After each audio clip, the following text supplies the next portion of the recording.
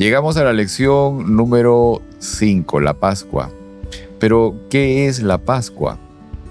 ¿Por qué se instituyó la Pascua? ¿Qué sentido tiene la sangre del cordero en el dintel de la puerta? ¿Y qué importancia tiene esa sangre para nosotros hoy? Estas son algunas de las interrogantes que hoy día buscaremos comentar, así que comencemos.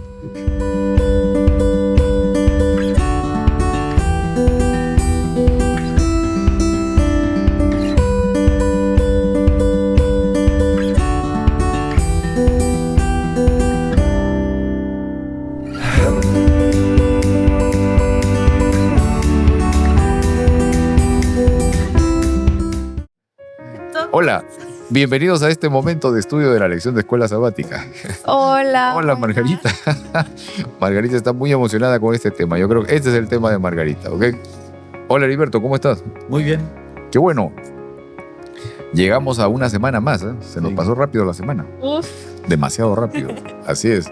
Pero estamos contentos porque tenemos una lección muy, muy importante, muy clave, creo yo, en lo que significa nuestra experiencia religiosa y en la esperanza que tenemos sobre todo. ¿Sí? La lección número 5, la Pascua. Pero ¿qué tal si empezamos con una oración? ¿Quieres orar, Margarita? Oramos. A ver. Querido Padre Celestial, gracias Dios por todos los regalos que nos has dado. Ayúdanos a siempre verlos, reconocerlos y estar agradecidos. En el nombre de Jesús, amén. Amén. Muy bien. Y quiero leer del libro de Éxodo, el capítulo 12, los versículos 26 y 27. Dice, y cuando sus hijos le pregunten, ¿qué significa para ustedes esta ceremonia? Responderán, este sacrificio es la Pascua del Señor, que en Egipto pasó de largo por las casas israelitas. Hirió de muerte a los egipcios, pero salvó la vida de nuestras familias. Al oír esto, los israelitas se postraron y adoraron al Señor. Ok, llegamos al punto clave, ok, la 10ª plaga.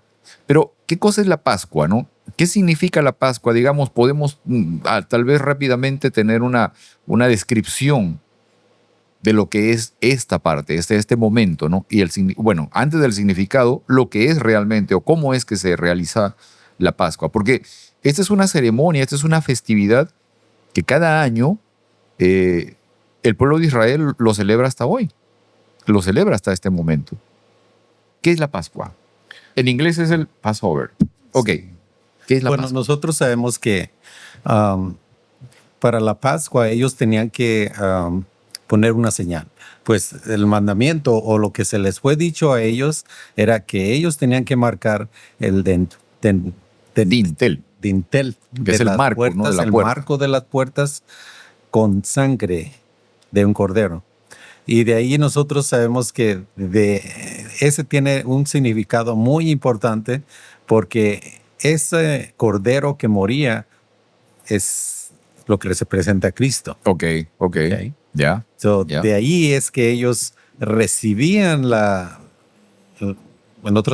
salvación porque pasaban de por alto el ángel de la muerte. Ok, vamos por partes nuevamente. O sea, el tema de cómo era realmente la ceremonia, esto, de qué consistía, qué cosa había de por medio, ¿no? Igualmente me gusta, o sea, es eso, pero me gusta más el nombre en inglés porque significa que pasó por encima. Entonces, Exacto. lo que era que ese ángel de la muerte, si tenías la sangre, pasaba por encima y no pasaba nada. Entonces en inglés hace más sentido que sea Passover porque te pasa por encima. Así es. Ahora, ¿por qué creen ustedes que Dios instituyó el tema de la Pascua? O sea, porque estábamos hablando de las plagas, ¿ok? Estábamos hablando de las plagas y llegamos a la 10ª plaga. Pero en esta parte, o sea, el Señor sabía ya de que el pueblo de Israel iba a ser liberado. Les anunció eso, les dijo, después de esto ustedes van a ser liberados. Pero entonces se pone este elemento. O sea, aquí el Señor deja a un lado el tema logístico de empiezan a sacar sus cosas, empaquen, hagan esto, lo otro. Les dio unas pequeñas instrucciones, sí, pero el Señor empieza a, digamos, a enfocarse en esta celebración. ¿Por qué? Porque es que el Señor se enfoca en esta celebración y le da más importancia que a la preparación de la salida en sí. Pues me parece muy bonito porque, a ver, en todo esto, las plagas no estaban afectando a los israelitas, pero esta plaga, si ellos no hacían algo, sí los iba a afectar. O sea que requería acción. Significa que la fe no nada más era porque mi papá era y porque mi mamá era, sino que requería acción. Pero a la vez los ponía en el mismo nivel a los egipcios que a los israelitas. O sea, estaba sucediendo lo mismo que estaba sucediendo con Jesús en el Nuevo Testamento. Los gentiles y los israelitas ahora estaban en el mismo nivel, los dos tenían la misma oportunidad. ¿Por qué? Porque se podían salvar el que sea con que ponga la sangre. Pero en aquella época fue la sangre de un cordero y con Jesús era aceptar la muerte de Cristo como regalo. Ahora pensemos en un par de cosas por lo menos, ¿no? Por ejemplo, ahorita Margarita está describiendo, o sea, y claro, había una serie de cosas en medio de todo el asunto de la celebración, de la festividad, la carne cocida al fuego, las hierbas amargas, el pan sin levadura. Sin pecado. Es muy importante, o sea, el tema incluso de que previamente ellos iban a sacar de su casa la levadura que hubiera, o sea, para que la masa que hicieran no se vaya, ni siquiera por el aire se vaya a contagiar con un poquito de levadura, si no había nada de eso. Ok, preparada la ropa, o sea, ya los zapatos puestos, o sea, una cosa así, ¿no? Pero fíjese, me pongo a pensar en un detalle, por ejemplo, ¿no? En tu casa, tal vez, bueno, nosotros ya no tenemos hijos chiquitos, pero en algún momento fueron pequeños, ¿no? ¿Ok? Entonces, la decisión y la responsabilidad de marcar esa puerta, ese marco con la sangre, correspondía de la persona adulta. O sea, había alguien que tenía que tomar la decisión y cuya decisión iba a impactar en la vida de los otros. Ok. ¿Qué responsabilidad tenemos en esa parte? O sea, ¿cómo nos sentimos, digamos, cuando nuestras decisiones impactan o afectan o pueden llegar a afectar de una o de otra manera, de manera positiva o negativa, en la vida de otras personas? Pues es una responsabilidad muy grande porque como padres, nosotros, así como sucedió en el tiempo de la Pascua con los egipcios y los israelitas, tuvieron que hacer una acción, como dijo Margarita. Nosotros hoy también tenemos esa responsabilidad. Como padres, yo creo que en el tiempo de los israelitas que estaba sucediendo, no era la madre, no era el hijo, era el padre, ¿verdad? Porque ellos eran la cabeza de la familia. Y hoy en nuestra sociedad, ¿cuántas familias están sin padres? Exacto. Y eso es por eso es que Satanás tiene tanto coraje con la familia y ataca tanto a la familia, porque es esto, que si no hay un líder en el hogar, los hijos, la familia no va a tener dirección. Exacto. ¿Verdad? No quiere decir que solamente los hombres tienen responsabilidad. Las madres también tienen responsabilidad, pero esa responsabilidad nos lo dejó más a nosotros. En el tema espiritual, sobre todo. Claro que sí. ¿Qué dice Margarita? Tranquila, Margarita. Miren, quiero hacerles una pregunta acá. ¿Qué significado tiene para ti la sangre del cordero y el acto de pasar por alto la casa que tiene esta marca o esta mancha de la sangre del cordero? Margarita. Pues yo ya dije que era el mismo simbolismo que Jesús. O sea, si uno acepta la sangre de Cristo como la ofrenda que limpia nuestro pecado, y no es por nuestro propio sangre, sino por el sacrificio de Él, entonces podemos ser salvos y no tenemos que tener esa muerte eterna, sino que se nos pasa por encima todo lo que nos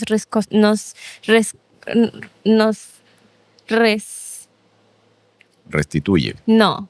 Rescata. Lo que nos tocaba. Bueno. La responsabilidad o la carga que teníamos. Esto es muy importante, o sea, porque, digamos, si notamos esto, ¿no?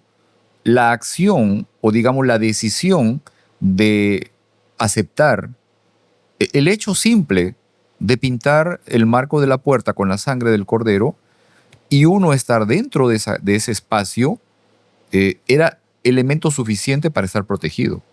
Era elemento suficiente para estar protegido. O sea, en tu vida espiritual, ¿qué significado tiene esto, no? Hoy en el presente. O sea, porque esto es una acción, digamos, que ocurrió hace muchos siglos, pero hoy en el presente, o sea, ¿qué sentido, qué significado, qué importancia, qué validez dentro de tu vida espiritual tiene esto, no? El hecho de que el acto simple de poder aceptar esa sangre y tú, ¿sí?, nada más por aceptarla, ya estás en la condición de ser librado o protegido de cualquier condición negativa. O sea, ¿qué significado tiene esto para ti hoy? ¿Cuán importante es esto? ¿Qué representa? O sea, porque aquí hay una cosa muy importante. Yo no sé, tal vez los amigos que nos escuchan pueden pensar de alguna manera o de otra, ¿no? Pero muchas veces, y sobre todo lo digo porque en el tema del cristianismo, y también nosotros los adventistas, nos aferramos mucho al tema de que yo tengo que obedecer, ¿no? Yo tengo que hacer esto, yo tengo que actuar. Cuando en realidad es mi confianza en Dios lo más importante. No quiero decir de que no debas obedecer. Es tu confianza en Dios y tu relación con Él la que te permiten actuar como Él, la que te permiten entrar en ese proceso que conocemos como obediencia, que es ese tema de relación, de cercanía, de poder contemplarlo y parecerte más a Él. Esa es la condición. Y en esa parte, en sí, mi esfuerzo tiene que ser ¿cuál? ¿El enfocarme en obedecer? Pienso que no. Pienso que mi esfuerzo cada día debería ser en buscar al Señor, en tratar de conectarme con Él, en tratar de conocerlo a Él, en permitirle a Él que tome control de mi vida. Creo que eso es lo fundamental. Eso es lo más importante cada día. Sí, ¿Sí? Pedro, porque lo que me hace pensar que cuando ocurrió esta última plaga, el pueblo de Israel no fueron trasladados a la patria celestial, no fueron trasladados a Canaán. En sí, fue el comienzo de una relación que iban a tener ellos con Dios. Ajá. A través de los 40 años que pasaron por el desierto, ellos cada vez estaban pasando por pruebas. Okay. Y nosotros es lo mismo hoy. Sí, aceptamos, conocemos, pero no quiere decir que nosotros somos ya limpios y ya nos tenemos tendencia al pecado. Por eso es que es tan significante que debemos de entender correctamente lo que significa. No quiere decir que yo ya puedo hacer lo que yo quiera. No quiere decir que yo y mi familia ya somos salvos simplemente porque lo acepté una vez. Es el comienzo de un caminar con Dios. Ajá, ¿verdad? exacto. Y es un tema constante, diario, ¿sí? De buscarlo a Él, de encontrarme con Él, ¿no? De permitirle que tome control de mi vida. Creo que eso es lo fundamental, o sea, y esa es la parte que me lleva a ese proceso de transformación, de cambio, ¿no? Que nosotros lo podemos evidenciar o reconocer tal vez como una vida de obediencia. Ahora, quería que me ayudes, Heriberto, en poder leer lo que dice Éxodo capítulo 11, versículos del 1 al 10. Dice, el Señor dijo a Moisés, voy a traer una plaga más sobre el faraón y sobre Egipto. Después de eso dejará que se vayan, y cuando lo haga, los echará de aquí para siempre. Habla con el pueblo y diles que todos ellos, hombres y mujeres, deben pedirles a sus vecinos y vecinas objetos de oro y de plata. El Señor hizo que los egipcios vieran con buenos ojos a los israelitas. Además, en todo Egipto, Moisés mismo era altamente respetado por los funcionarios del faraón y por el pueblo. Moisés anunció, así dice el Señor, hacia la medianoche pasaré por todo Egipto y todo primogénito egipcio morirá. Desde el primogénito de Faraón, que ahora morirá, que ahora ocupa el trono, hasta el primogénito de la esclava que trabaja en el molino. Lo mismo que todo primogénito del ganado. En todo Egipto habrá grandes lamentos como no los ha habido ni volverá a haberlos. Pero entre los israelitas ni los perros ladrarán o persona o animal alguno. Así sabrán que el Señor hace distinción entre egipcio e Israel. Todos estos funcionarios tuyos vendrán a verme y de rodillas me suplicarán. Vete ya, con todo el pueblo que te sigue. Cuando esto suceda, me iré, y ardiendo de ira salió Moisés de la presencia del faraón, aunque ya el Señor había advertido a Moisés que el faraón no les iba a hacer caso, que tenía que ser así para que las maravillas del Señor se multiplicaran en Egipto.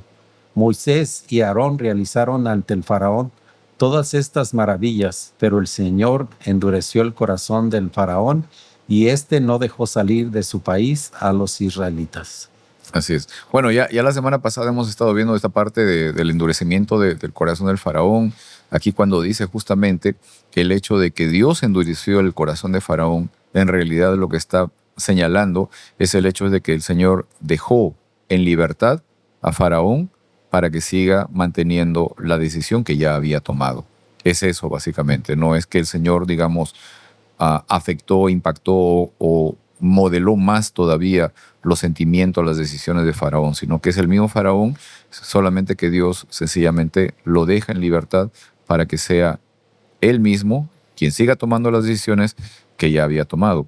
Ahora, en esta parte es interesante algo y quiero preguntarles esto, ¿no? ¿Por qué creen ustedes que Dios da advertencias antes de actuar? Porque eso es lo que aparece aquí también, o sea, el hecho de que se muestra esta condición de que, oye, esto va a pasar, ¿no? Mira, le dice a Faraón, tu primogénito, los primogénitos, todos van a morir, o sea, esto va a pasar. ¿Por qué crees tú que Dios da advertencias antes de actuar? ¿Por qué es que Dios se preocupa de anunciar lo que va a pasar más adelante? Siempre ha sido así, desde el Génesis, Margarita, desde el comienzo.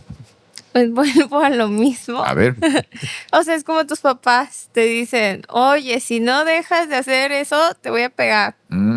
Y tienes que hacerles caso, pero te dicen como una vez, dos, ya te dije dos, tres, o sea, es amor, porque no lo quieren hacer. Entonces te dicen para que no tener que hacerlo. La neta está flojera. No. Es porque te quieren tanto. O sea, me acuerdo que mi papá una vez, que la única vez que realmente me tuvo que pegar, lloró porque no me quería pegar. Y mi mamá siempre me decía, ay, me duele, y me pegaba. Pero yo no parecía como que le dolía, pero mi papá sí parecía como que le dolía. Algo así algo así se pareció. Ok. Sí, y tiene razón, porque es todo por amor. Porque dice que Dios no hace nada antes de que se les dé a conocer a los profetas. Ok.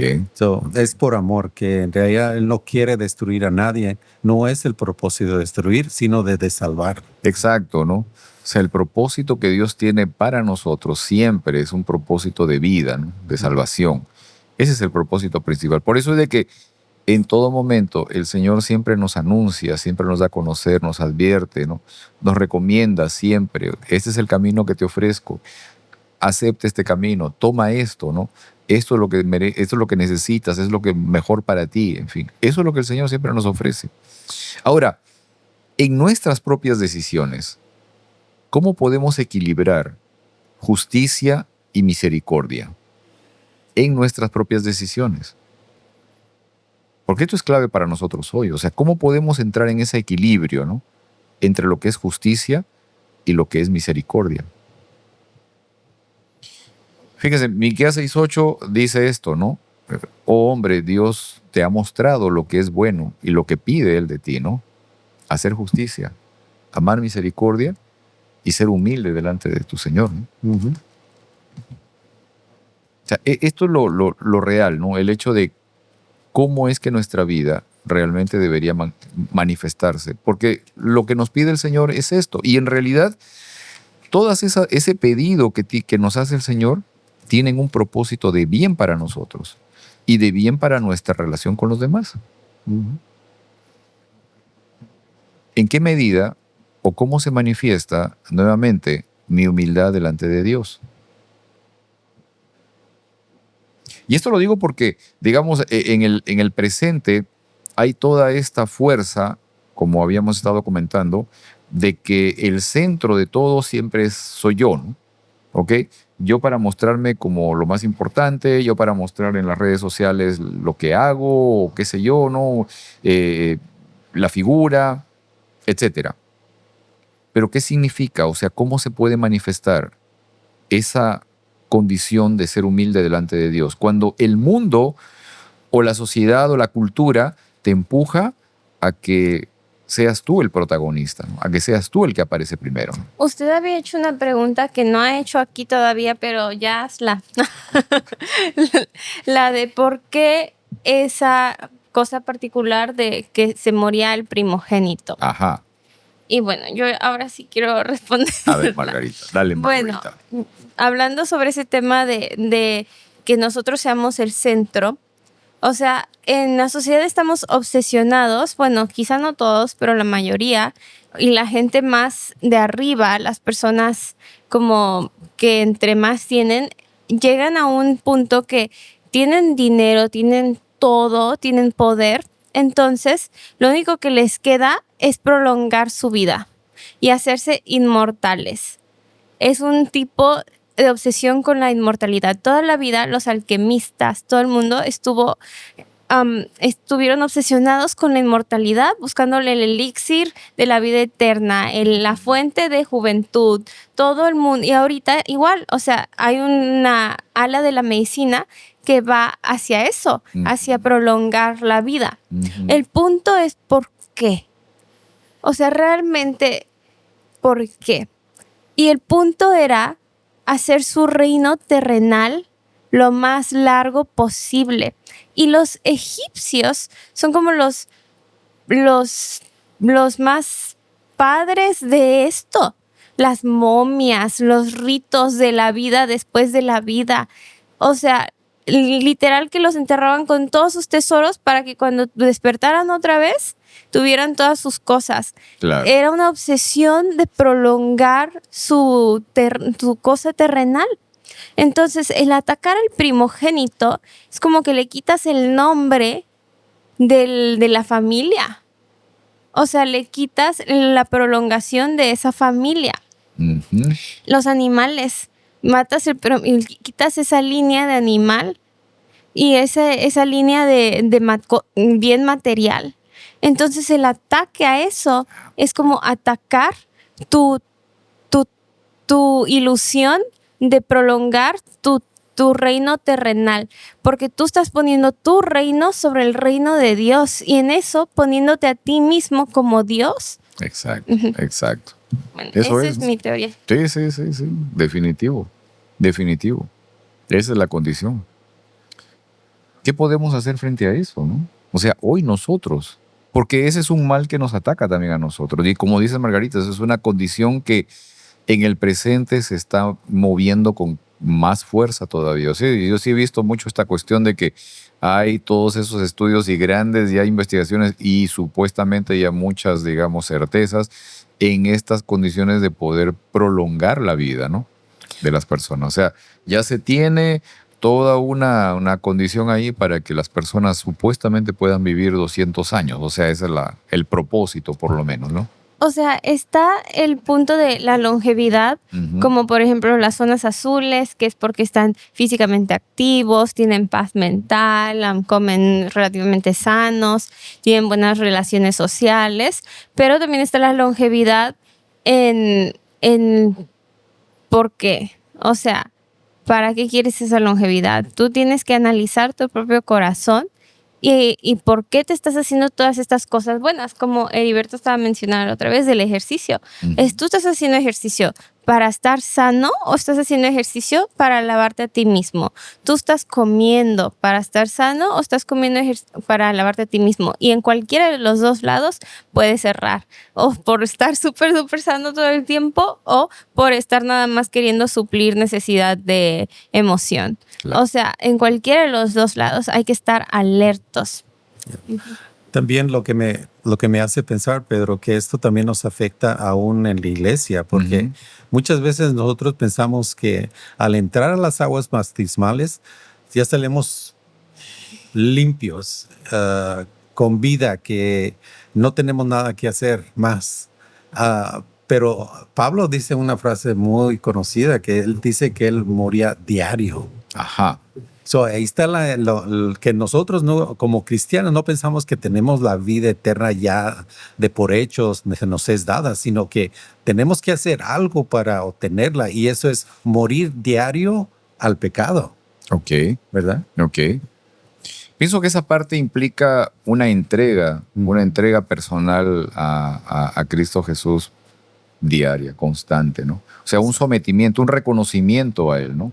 Creo que también esto es el problema de que nosotros como sociedad le ponemos mucha énfasis en cosas así. Por ejemplo, el bautismo y se bautizó, pero esto no, o sea, ahora significa que ahí viene lo más difícil. Es como igual el matrimonio. Ay, ya por fin se casó, la boda, muy bien. No, o sea, apenas va a empezar lo difícil. O sea, le ponemos como punto final lo que es el comienzo. Exacto.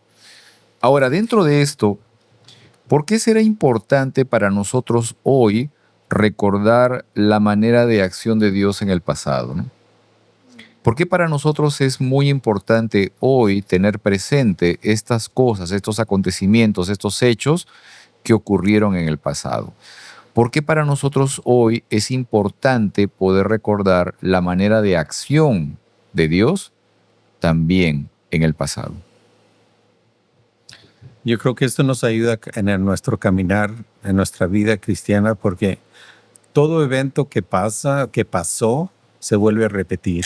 Ok, Y si nosotros tomamos en cuenta esto, salud. Y tomamos en cuenta la reacción, el acto que Dios hace y la reacción de los individuos que están dentro de la escena, entonces es para mí ver lo que yo debo o no debo hacer. Ajá. Porque sé que esto va a venir otra vez a repetirse en nuestra vida, quizá en nuestro tiempo aún. Que todas estas plagas se vuelven, las plagas de Egipto es simplemente un comienzo de lo que va a suceder al fin del tiempo. Ok. Esto me ayuda a mí a tener esperanza, a tener fe, porque yo veo estas historias y me ayudan a mí en mi actitud que yo debo de tener. En la confianza. En la confianza que Amén. debo de tener en Amén. Dios. Amén. Claro, definitivamente. O sea, no debemos temer nada del futuro a menos que olvidemos la manera de acción de Dios en el pasado, ¿no? O sea, y de ver cómo Él ha venido actuando. O sea, eso nos da seguridad, nos da esa confianza en que en el futuro, o sea, el Señor tiene un plan para nosotros, un plan de bien, ¿no? Un plan de vida, definitivamente. Romanos 15:4 dice, porque las cosas que se escribieron antes para nuestra enseñanza se escribieron, Así es. a fin de que por la paciencia y la consolación de las Escrituras tengamos esperanza. Amén. Entonces, por ejemplo, a mí, cuando leo esto me encanta la historia de Moisés.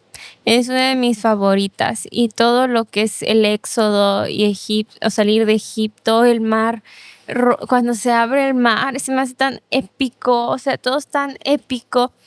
Y tú piensas, wow.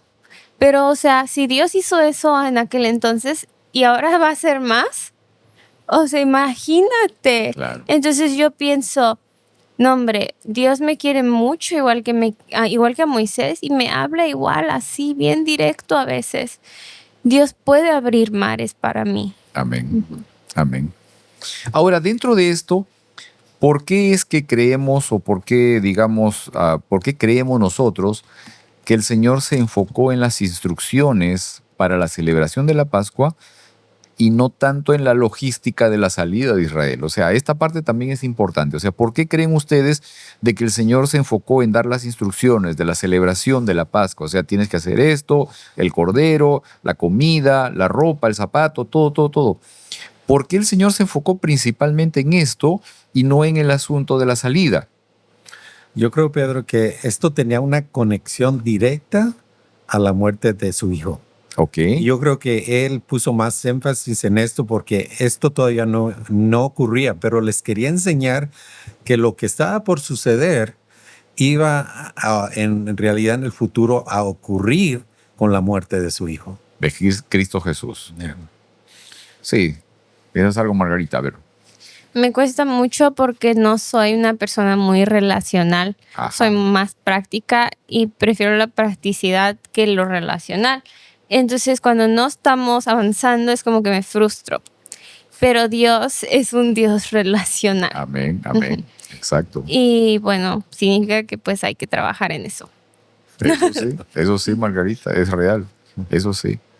En definitiva, quiero leer lo que dice Éxodo capítulo 12, versículos 24 al 30. Dice esto: obedezcan estas instrucciones. Será un estatuto perpetuo para ustedes y para sus hijos cuando entren en la tierra que el Señor ha prometido darles.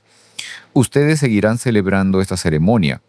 Y cuando sus hijos les pregunten, ¿qué significa para ustedes esta ceremonia?, responderán: este sacrificio es la Pascua del Señor, que en Egipto pasó de largo por las casas israelitas. Hirió de muerte a los egipcios, pero salvó la vida de nuestras familias. Al oír esto, los israelitas se postraron y adoraron al Señor. Luego fueron y cumplieron al pie de la letra lo que el Señor había ordenado a Moisés y a Aarón. A medianoche, el Señor hirió de muerte a todos los primogénitos egipcios, desde el primogénito del faraón en el trono hasta el primogénito del preso en la cárcel, así como las primeras crías de todo el ganado. Todos en Egipto se levantaron esa noche, lo mismo el faraón que sus funcionarios, y hubo grandes lamentos en el país. No había una sola casa egipcia donde no hubiera algún muerto. Ahora, en esta parte, ¿no?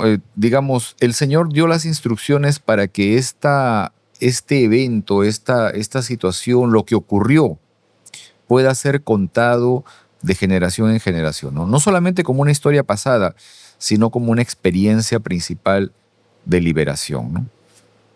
¿Por qué creen que es importante para nosotros recibir justamente esta información, pero sobre todo la experiencia que significó la Pascua? ¿Por qué es importante para nosotros hoy? Nuevamente, o sea, ¿por qué, digamos, esta condición de recibir esta información es importante, es valiosa, es resaltante para nosotros hoy?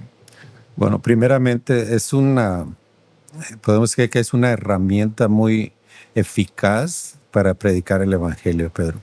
Porque cuando nosotros compartimos nuestro testimonio de cómo Dios me salvó personalmente, estamos dando testimonio, así como los israelitas le están contando a sus hijos, pero nosotros estamos contando, y nosotros tenemos una parte en la iglesia donde invitamos a personas para que ellos den su testimonio por esa misma razón, porque todos pasamos por diferente situación en la vida que nos llevó a conocer a Jesús como nuestro Salvador, y la gente, mucha gente que está escuchando está pasando por la misma situación. Claro. Y eso es lo que nos lleva a muchas veces, por nuestro mismo testimonio, contar nuestra conversión a que otra persona también pueda conocer el camino de Dios.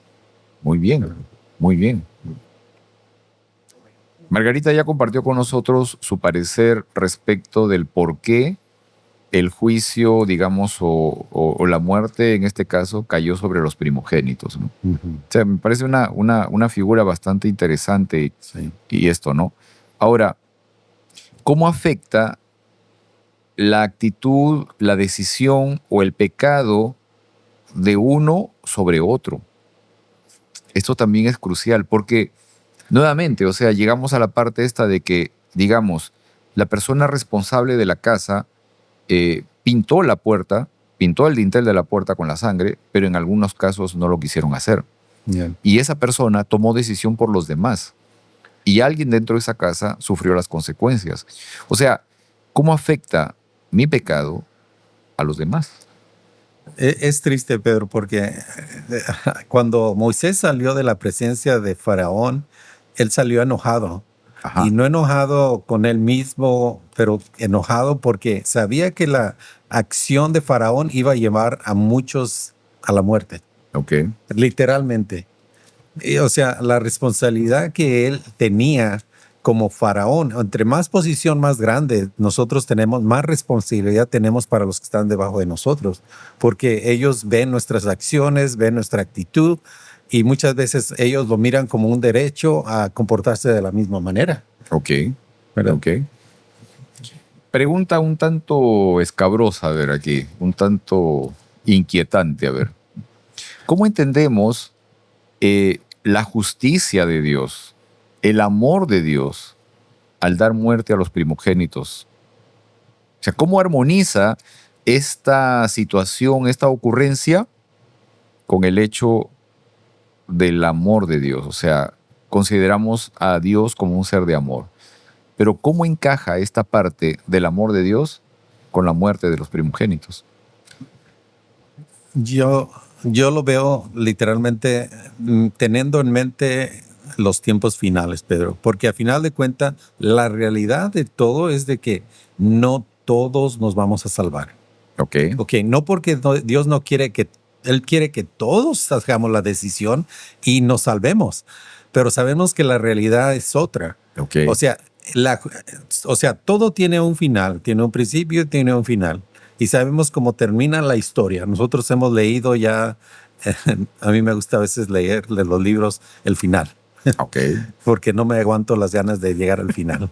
Y me pasó con la Biblia también, porque llegué y terminé dándome cuenta, ok, pues, ¿cómo termina toda la historia? vamos. Y es triste a la vez, pero esa es la justicia de Dios, que Dios Ok. tiene un final, que al final de cuentas, el que no quiso estar del lado de Dios, quiso reconocer que Él lo quería salvar, a final de cuentas va a ser destruido. Ok, Y en este es el mismo caso de que ellos tenían la opción también de poner la marca en sus marcos de las casas. Todos tenían la misma opción, así como hoy tenemos todos la misma oportunidad de hacerlo. ok, Pero la realidad de las cosas es que no todos lo vamos a hacer. ok. ¿Qué piensa Margarita? O sea, ¿cómo entendemos, cómo encajamos, cómo enlazamos esta condición de la justicia de Dios o del amor de Dios con la muerte de los primogénitos? Pues no, o sea, eso, que Dios era el primogénito y era lo que costaba el, el pecado. O sea, lo que cuesta el pecado es eso. Y quizá uno dice, ¿por qué se permitió que se murieran todas estas personas? O sea, es como injusto, ¿no? Pero, o sea, si nosotros nos volvemos a ver en el punto de vista de la gran controversia, y uno le quiere echar la culpa a Dios de esto, pero no, siempre hay alguien que está cobrando vidas, y es Satanás. Entonces Dios tuvo que permitir que cobrara unas vidas, y las vidas que era el costo de todo el pecado que estaba sucediendo hasta ese entonces, del cual Dios estaba protegiendo, y Él estaba siguiendo y dispuesto de seguir en ser misericordioso, y que nosotros no tengamos que vivir las consecuencias porque dice David que Dios es tan misericordioso que no vivimos las consecuencias de lo que realmente merecemos. Y Él quería seguir protegiéndonos. O sea, seguramente los israelitas habían pecado, muchos, algunos, pero se salvaron de esas consecuencias. ¿Por qué? Porque se humillaron. Pero entonces eso es lo que cuesta nuestro pecado. Y si nosotros no vemos lo que cuesta, nunca vamos a aceptar a Dios como nuestro Salvador. Ok. Pregunto también entonces, ¿dónde estaba manifestado Dios? ¿En el ángel de la muerte o en el cordero que tuvo que ser sacrificado? En el Cordero. Definitivamente. Ahí está. Y como habías mencionado, Pedro, sí, cuando Dios se retira, no porque Él quiere quitar su protección, sino porque en realidad el hombre no la quiere. Entonces es cuando vienen las consecuencias. Ajá. Y es cuando el enemigo entra, porque él es el que mata, el que destruye, es el que miente, es el que hace todo el mal. Exacto. Entonces, cuando se quita la protección que Dios tiene sobre su pueblo, Él no pierde un minuto, un segundo para entrar y destruir y matar. Exacto. Ahora, para nosotros hoy, ¿cómo podemos transmitir, cómo podemos compartir esa confianza, esa experiencia de salvación para las siguientes generaciones, ¿no? O sea, ¿cómo podemos, digamos, entregar esa seguridad, esa confianza de salvación que el Señor nos entrega para las siguientes generaciones, para las personas más jóvenes, para aquellos que están naciendo en la fe? Yo creo que primeramente es por nuestra vida, que nosotros, cómo vivimos nuestra vida. Si nosotros hemos sido transformados y vivimos esa vida transformada y es un testimonio para los demás, es una forma.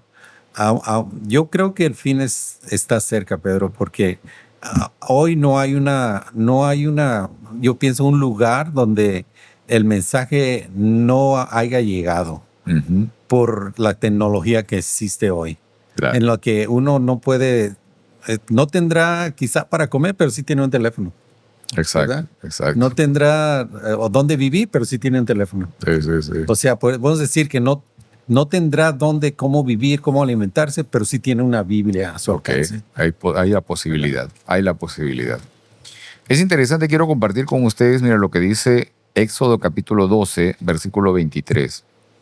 Como dando una idea, digamos, de quién es el que estaba matando.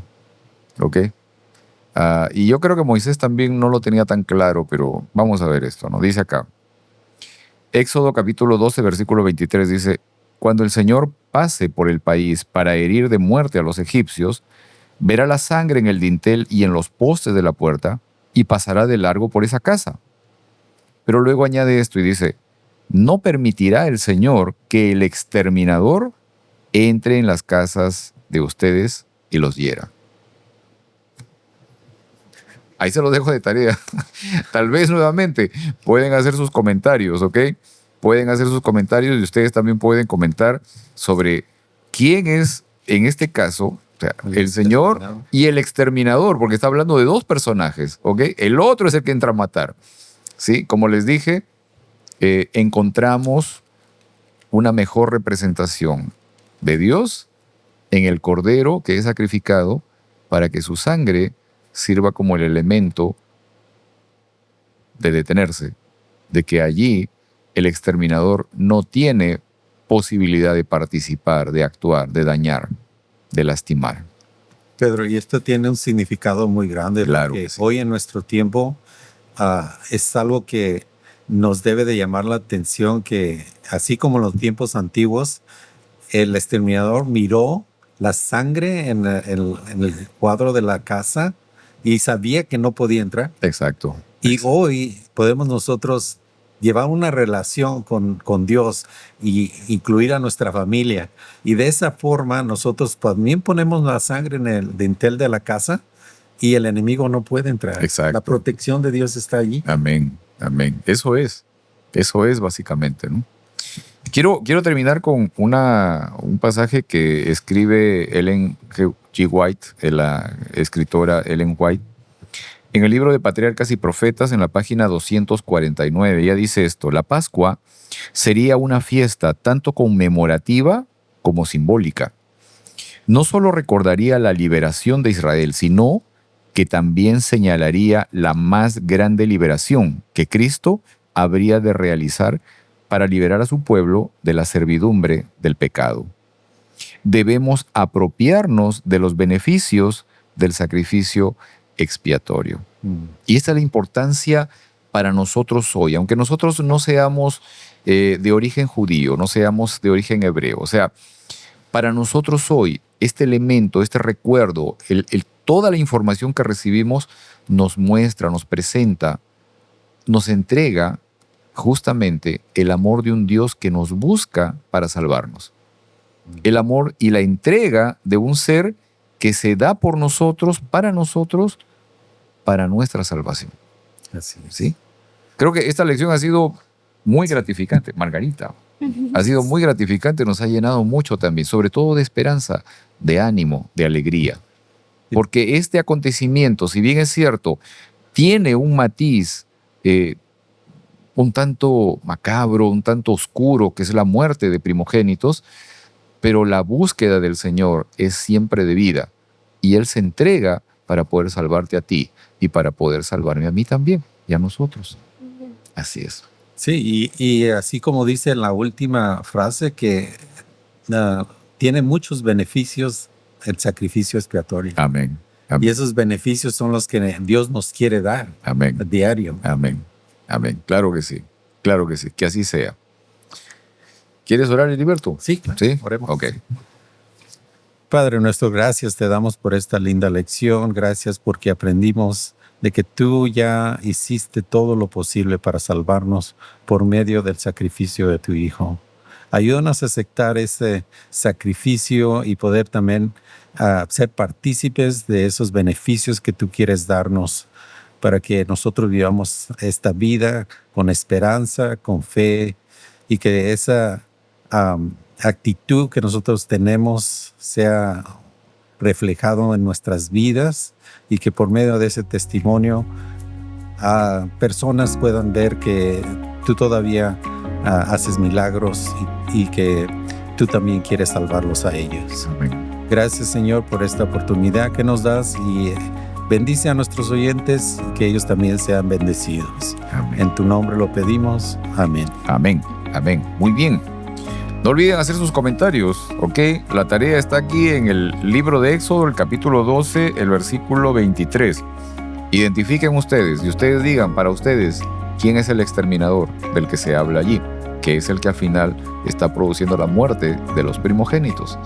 ¿Ok? Tarea para ustedes, así que hagan sus comentarios. Los esperamos. Y nos vemos la próxima semana. Nos vemos la próxima semana, amigos. Hasta luego.